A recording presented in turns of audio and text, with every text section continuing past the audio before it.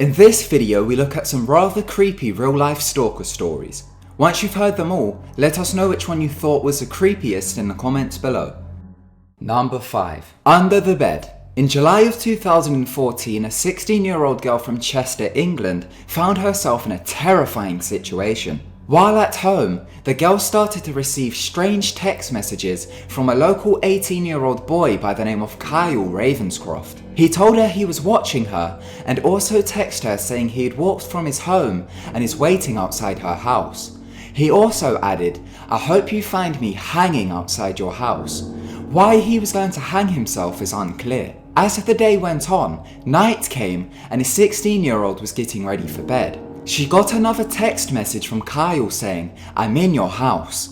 This freaked the 16-year-old out so much that she decided to sleep with her mother for the night. When she returned to her room in the morning, she'd noticed some shoeboxes out of place, which were lined up under her bed. She said she had the feeling as if someone was watching her, so she decided to check under the bed. To her surprise, Kyle was laying there, staring at her. She rushed to get her mother. Her mother insisted that Kyle leaves the house. Kyle fled from the house. It turns out that Kyle had broken into the house the night before when he was texting the girl and had hid under her bed for the night. When questioned about it, Kyle said that he was sleeping under there. Before he fled from the house, he stole the girl's phone. Police said he used it in order to discover personal details about her life. Kyle had been stalking the girl for a while. Kyle had no previous convictions and was spared jail time. He got 2 years suspended sentence, a supervision order, and had to pay £100 compensation to his victim after pleading guilty. He also had to complete 80 hours of community service and was subject to a restraining order. Number 4. Ex-girlfriend stalker. This story sure is a creepy one. In 1985, a 15-year-old by the name of Danny LaPlante was extremely in love with his girlfriend. He couldn't stand the moments he was without her and wanted to spend every minute of the day with her. A short while into their relationship, Danny's girlfriend dumped him. This made Danny distraught. He went missing and no one had seen or heard from him in 2 weeks. One night, the girl who had broken up with Danny was babysitting her sisters while her father was working late. They decided to watch a movie. While watching it, they decided to make some popcorn. Once done, they poured some in a bowl and left the rest in the kitchen. They later went to get more popcorn, but it had disappeared. They thought the occurrence was strange, but didn't think too much of it. Later on, once the movie finished, their father returned and the girls were getting ready for bed. The youngest, who was 8 years old, was in her bedroom looking for pajamas when she opened up her closet and found Danny standing there. He was dressed in the children's dead mother's clothes, he had makeup all over his face and was wielding a hatchet. He told the 8-year-old to be quiet and tied her up. He eventually made his way throughout the house and managed to tie up the entire family. He placed them all in the 8-year-old's bedroom and told them he was going to kill them. He then told them that he would be right back, so they better start praying. He then went to look for valuables he could steal. Thankfully, during this time, the 8-year-old was able to wriggle free. She jumped out the window and ran over to the neighbour's house and told them to call the police. The neighbours phoned the police, then got a gun and rushed over to the house. The neighbours untied the family but couldn't find Danny. Once the police arrived, they couldn't find him either. The family decided to stay with relatives for a while to get away from the house. After a few weeks, they returned to the home. When making their way to the driveway, they saw Danny in the window of the house. The father gets out the car and begins to start yelling. This alerts the neighbours. They then make their way over and call the police. The police enter the house and didn't find Danny, but they were greeted by a disturbing scene. Pennies were glued to the ceiling. There was strange writing all over the walls. All of the clothes, furniture, floors, almost everything had been ejaculated on. Police continued to search the house and made their way down to the basement.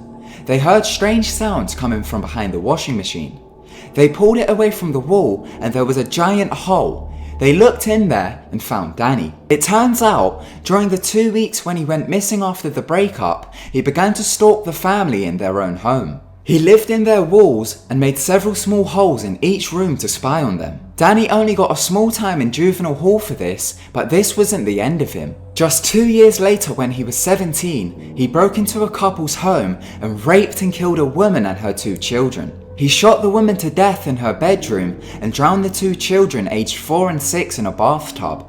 For this, he got life in prison. In 2013, he tried to sue the prison he is in as they wouldn't provide him with dragon's blood and other strange items in order for him to practice his religion as a Wiccan.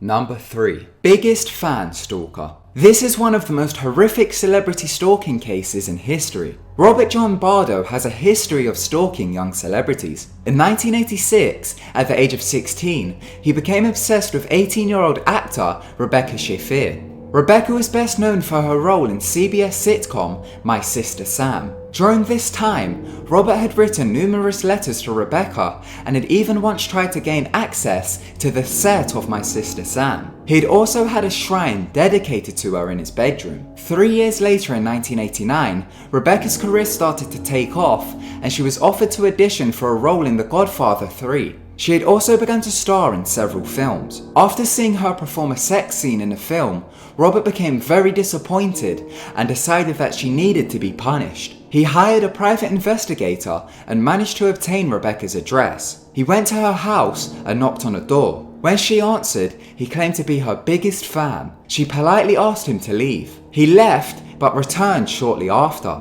Once again, he knocked on the door. This time when she answered, he pulled out a gun and shot her to death. He returned to his home in Tucson but was quickly arrested after he informed his sister on what he had done and she told the police. He was charged with first-degree murder and received a life sentence. The event also led to the enactment of stronger anti-stalking laws in California. Number 2. The Watcher. The Watcher is the name given to an unknown person who began stalking a family home in June of 2015. The couple purchased the New Jersey home for $1.3 million. 3 days after moving in, they began to start receiving strange letters from a man who referred to himself as the Watcher. In the letters, he claimed his family has been watching the house since the 1920s. He said his grandfather watched it in the 1920s, then his father in the 1960s, and now it's his turn. The Watcher continued to send other letters. Some said, "Why are you here? I will find out." Others named the previous residents of the house and claimed they promised to bring him young blood. He also mentioned specific details about the house. Instead of moving, the couples decided to sue the previous owners as they didn't disclose the presence of the Watcher while selling the house. There have been theories from ghosts to bored teens to upset neighbours, and even a theory that the new owners wrote the letters themselves just for the reason to sue. The Watcher still remains anonymous and continues to send letters. Number 1. Subway Stalker. This occurrence happened in 2014 to a 20-year-old female subway worker. While working there, she noticed a man about 35 to 40 years old would come in every day for lunch. He was fascinated with the girl's stretched ears and piercings and would always ask her questions about them. While he sat down and ate his lunch, he would watch her non-stop until he left. He wouldn't take his eyes off her. This continued for about 2 weeks. Every day, the man would ask the girl for her phone number, claiming he wanted to talk because he had some piercing accessories he wanted to give her. The girl would always decline and refuse to give her number over. One day, the girl was alone in the store as her manager had to run to the bank. As business was slow, the girl went into the back room and played on her phone. She heard someone at the entrance, so went and looked, but no one was there. She then saw the man outside the front of the store walking fast as if he was in a hurry. The store's phone then rings. It's the creepy man. He asked if it was the girl with the nice ears. He then asked if she was alone and in the back room. The girl was creeped out and quickly hung up and texted her manager about the situation. He called again.